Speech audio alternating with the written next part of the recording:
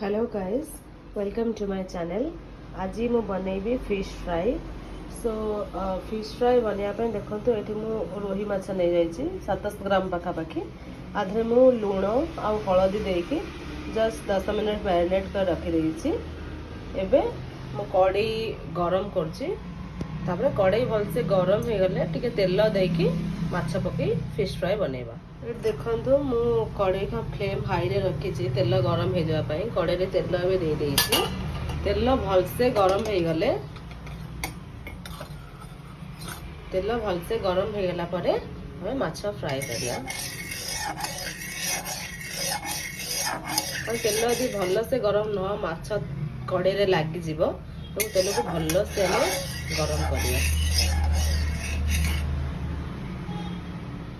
पूरा भलसे गरम हो गलानी तेल रु धुआं बाहरलानी तेणुकर तेल पूरा भलसे भी गरम हो जाइए।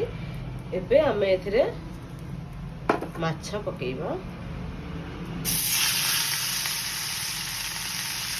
गोटे गोटे धीरे धीरे माछ पकेइबा।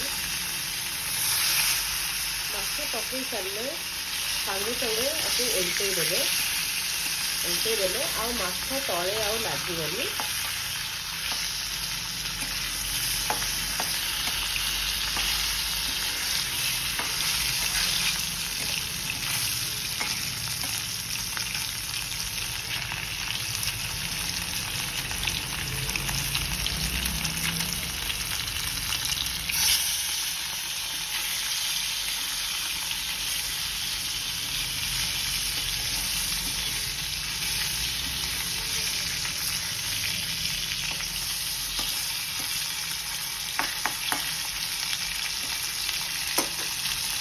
एमती माछ को उल्टे देने सांगे सांगे माछ आ तले लगी न था आ भजा भल होता है।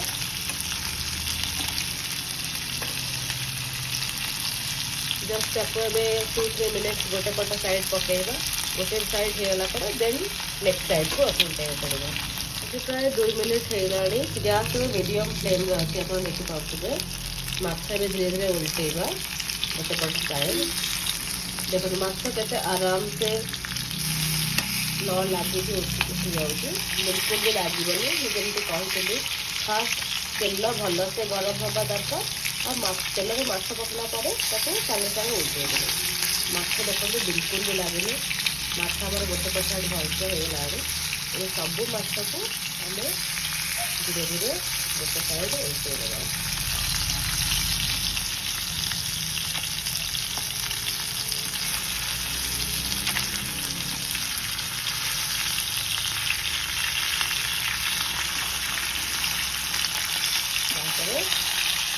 एक साइड को भी जस्ट 2-3 मिनट मीडियम फ्राई करवा। देन एपट साइड भी धीरे धीरे हो देन आम पुणी सेपट साइड को पुणी आउ थे एमती उल्टेगा। ये 2-3 मिनिट्स हो गलानी आम ए माछ को एपट साइड उल्टे की देखा। देखो माछ देखो गोटे आ गोटे एपट साइड भी रेड होगा तो माछ होगा। आम एथर आउ 2 मिनिट माछ को एमती फ्राए कले माछ टे टाण फ्राए होता है और टेस्ट भी भल लगी था। तो माछ देखो उल्टे देती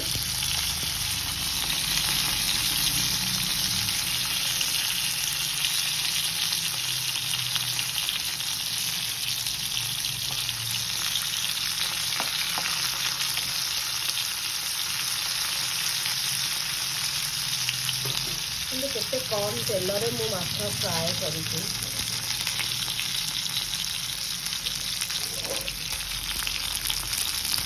कढ़ईटा को माछ केते मस्त देखा जाउछि। ये प्राय होगा मुझे जस्ट टिके टाण फ्राए करिया को आउ 2 मिनट एमती टिके लो मीडियम फ्लेम रे भाजुछि। एमती कले माछ बहुत क्रिस्पी आ बहुत टेस्टी होता है। आ 2-3 मिनट पर ये कम्प्लीटली हो देखते बहुत बढ़िया स्मेल आसूचे। मुझे सोरिष तेल माछ फ्राए कर देखो 2-3 मिनिट्स मुझे माछ को एपट सेपट कर देछि। माछ देखो डार्क रेड हो गलानी केते सुंदर देखा हो तो मन माछ मन हो केते क्रिप्सी टिके टिके हो गलानी ये माछ हो गलानी आम एथरटा को बाहर कर दबा देखो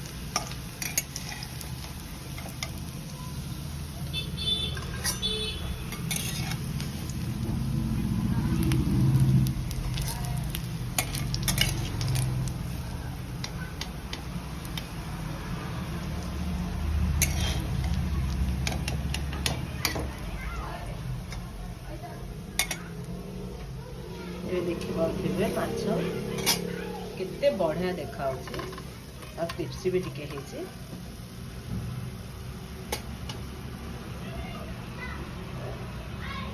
एमती सिमिलर वे मुझे माछ अच्छे भाजीदेवी यहाँ आप घरे निहाती बनईकी ट्राए करंतु एमती वे फिश फ्राए देखिए माछ बहुत ही टेस्टी क्रिप्सी आ बहुत कम तेल रे हो पारिबो। Thank you for watching my video.